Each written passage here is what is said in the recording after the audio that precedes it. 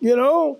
And to build trust, there's several things. I want to make sure you get some action steps here. This is your next step. To build trust, do this. This is what you need to do if you want to build trust. Number one, you got to value long-term relationship.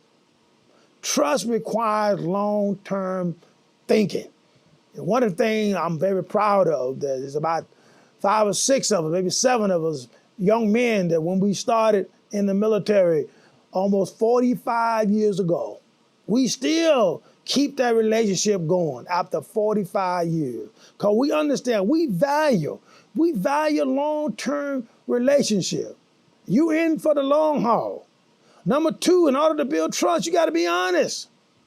You got to be honest, honest, and then you got to honor your commitment. You have to admit when you're wrong and communicate effectively. Be vulnerable, be helpful, and most of all, you got to show people you care. I hope you got those. Listen. And number 1, I told you, if we talking about courageous leader, number 1, they embrace vulnerability. Number 2, they build trust. And number 3, they build the psychology of safety. You know, they psychological safety. It simply means that people need to feel free. They need to feel safe. They need to feel they belong. And they need to feel that they're valuable. People need to feel free, safe, belong, and they need to feel that they are valuable. They are valuable to the success of whatever you're part of. So how do you build this psychological safety? You know, so you show your team you engage. You engage with your team. You let your team see that you understand where they are. You know, you avoid the blame game, you know. You avoid the blame game. And then you be self-aware and demand the same from your team. And you have to nip that negativity in the bud. You have to there's no negativity. You never take it. Negativity is a killer. Now, include your team in decision making. You got to include your team. Make them part of it. So they can take ownership. And number 7, be open to feedback. So, number 1, I told you, we're talking about a courageous leader, how to become a courageous leader. Number 1, you have to embrace vulnerability. Number 2, you have to build trust. Number 3, you have to build the psychology of safety. And number 4, you have to listen well. One of the things that we learned over this last couple of years, that people have something to say and they want you to listen. You listen, you learn, you love. That helps you become a great leader. First of all, listen. You know, you got to hear what the other folks are saying. And not only hear with your natural ear, you have to hear with your heart. So number 4, you got to listen well.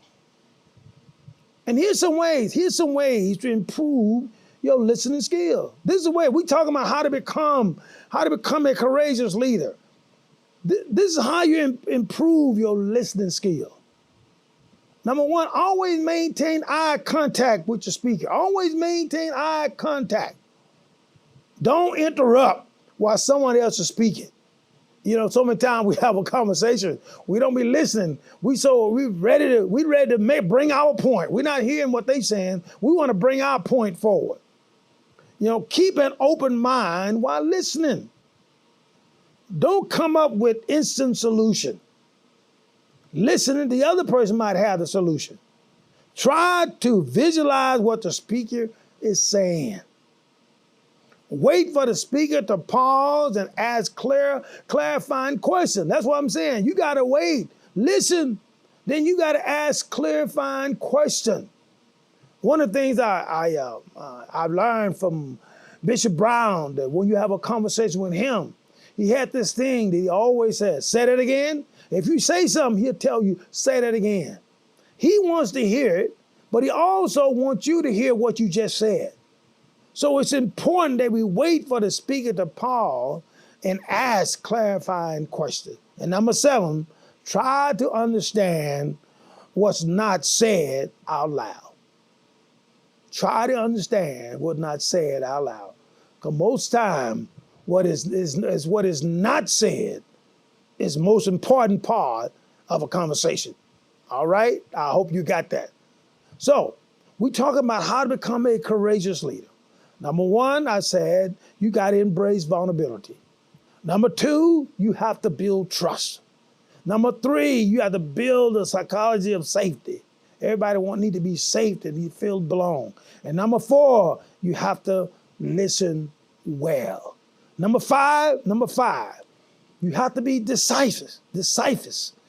In other words, make up your mind to communicate clearly and often. Communicate clearly and often. So many times people need to hear it again.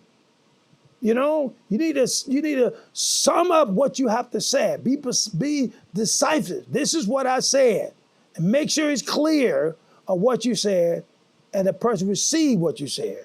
Let me hurry on through these and I'll come back on them. Number 6, you need to engage in difficult conversation. Most of us as leaders, we don't like those. But you have to engage in difficult conversation. You got to be able to confront the issues. You know, and here's some guides. Here's some guides. Here's some guides to make a difficult conversation easier. Here's a guide for you. Number 1, understand what you're looking to accomplish. What are we trying to do?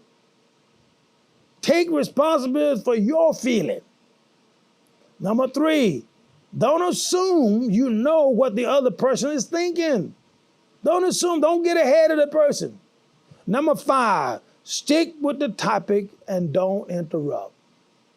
Number 5, be clear and direct with your concern.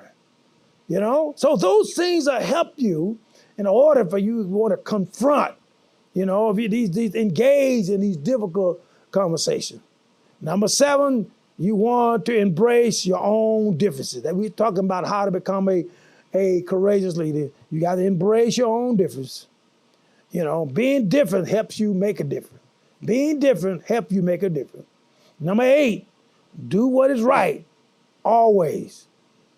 Character is who you are when no one else is looking. Number 9, admit that you're wrong. Number 10, seek out feedback.